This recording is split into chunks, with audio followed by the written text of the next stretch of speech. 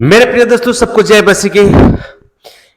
Chittaranjan pastor खुलेआम challenge कर दिए, धर्मांतरों को रोक सकते हो तो रोक लो, नहीं रोक पाओगे।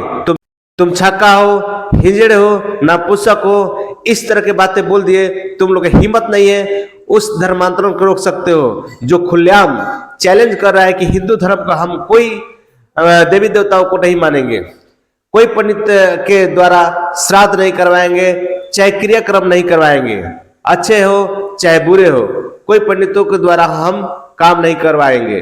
और इस तरह के खुलेआम फील्ड में जाकर बौद्ध धर्म वाले खुलम चैलेंज के साथ बोल रहे हैं। उसी पर चित्तरंजन पास्टर ऐसे बात बोल दिए, तुम नापुसक हो, तुम हिजड़े हो, तुम नामर्द हो, ये लोग को कभी रोक नहीं सकते हो। जिस दिन रोकोगे उस दिन तुमको उसी समय उठा लेगा। मेरे प्रिय दोस्तों, सबसे पहले ये वीडियो देखिए। मेरे दोस्तों, आज उन मनवादियों के लिए, उन सामंतवादियों के लिए, उन गुंडों के लिए और वो बजरंग दल और आरएसएस जो अपने आप को बोलता है कि हम देश का बल बजरंग दल, हम उनके लिए बात करते हैं कि तुम्हारी नामर्दगी और तुम्हारी नपुंसकता को मैंने देख लिया है। तुम नामर्द हो के मतलब नामर्द हो, इसमें कहीं से कोई शक नहीं है। और जितने भी तुम्हारे आका है उनको भी मैं एक बात कह रहा हूं, डंके के चोट पर कह रहा हूं कि तुम नामर्द हो के मतलब हो।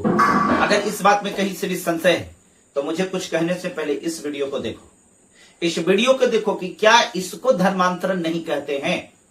इस वीडियो को देखने के बाद उसके बाद मेरे को कमेंट में कुछ भी कहना, कुछ भी करना है कर सकते हो। और मैं डंके के चोट पर कह रहा हूं इस बात को पूरे ईमानदारी के साथ, जिम्मेवारी के साथ कह रहा हूं कि तुम्हारी कोई हैसियत नहीं है कि इनको तो छू देगा। जिस दिन तुम्हें छू देगा ना, तो तुम जहां से आए हो ना वही खरीद दिए जाओगे। तेरी कोई औकात नहीं है। धर्मांतरण की बात करते हो, देखो धर्मांतरण क्या होता है। हजारों हजार की संख्या में खुले मंच लगा करके सार्वजनिक धर्मांतरण, जिसमें सीधा सीधे इस बात को कहा गया है तुम रोक सको तो रोक करके दिखा दो। उसको पहले रोको के बाद तुम जो है ना, जहां ये लोग जो प्रार्थना सभा चलाते हैं ना, उनको रोकने का तुम काम करना।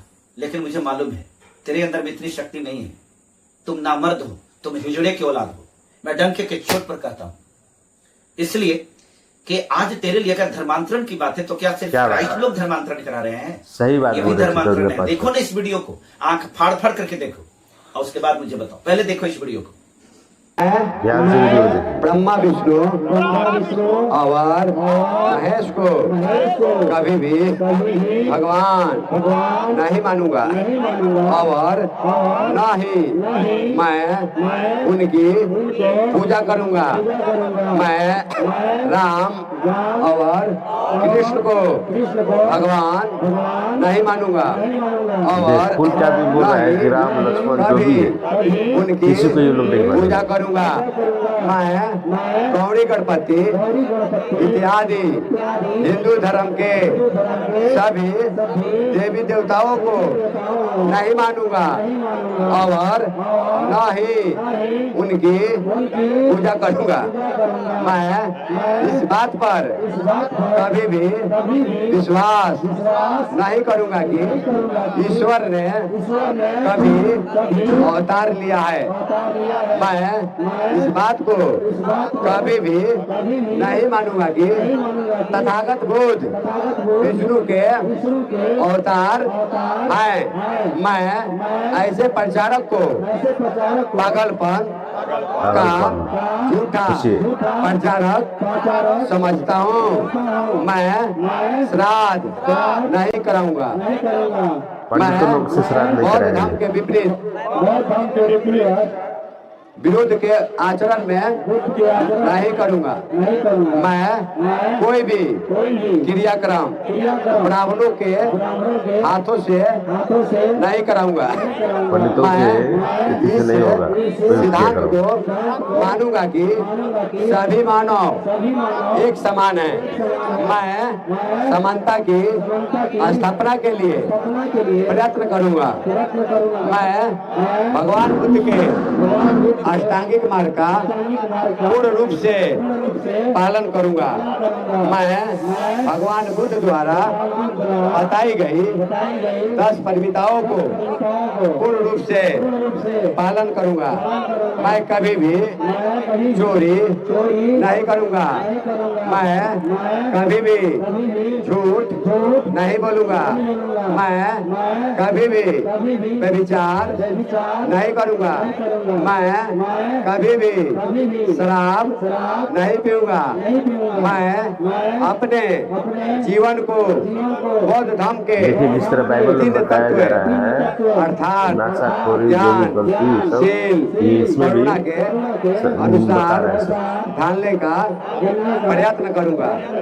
मैं मनुष्य मात्र के उत्कर्ष के लिए हानिकारक और मनुष्य मात्र को असमान और नीच मानने वाले अपने पुराने हिंदू धर्म का पूरी तरह त्याग करता हूँ और मैं बौद्ध धर्म को स्वीकार करता हूँ।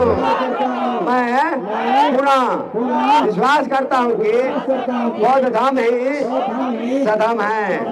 मैं यह मानता हूँ कि मेरा दूसरा नया जन्म हो रहा है। मैं यह पवित्र प्रतिज्ञा करता हूँ कि आज से मैं बौद्ध धर्म के शिक्षाओं के अनुसार आचरण करूँगा। साधु साधु साधु। अब समझिए? है तुम्हारी हैसियत, है तुम्हारी औकात, रोक सकते हो, रोक करके दिखाओ और उसके बाद बताना। दोस्तों आप सभी से गुजारिश मैं कर रहा हूं, आपकी जो डर है, आपके अंदर की जो भय है, यही कारण है कि मसीहियत के लोग को चल रहे हैं। यही कारण है कि आपको ये सताते हैं। हम बाइबल को मानते हैं, बाइबल हमारा प्रेरणा है, परमेश्वर की वाणी उसमें है। लेकिन एक बात तो जरूरी है, अगर हमारी बात परमेश्वर पर चली जाती है, परमेश्वर के राज्य के लिए अगर आ जाती है, परमेश्वर के राज्य का कोई अगर शत्रु बनेगा, तो निश्चित तौर पर एक चीज तो करना पड़ेगा, उसके लिए कुछ न कुछ व्यवस्था करना पड़ेगा। व्यवस्था कहने का मतलब मेरा ये नहीं है कि हम उसके साथ मारपीट कर सकते हैं।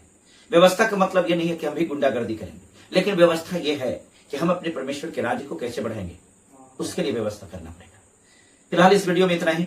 गुजारिश यही है, शायद हो सकता है आप हमारे वीडियो को लाइक न कर रहे हो, हमारे वीडियो को पसंद न कर रहे हो, जिसकी वजह से चैनल का व्यूज बहुत गिर गया है।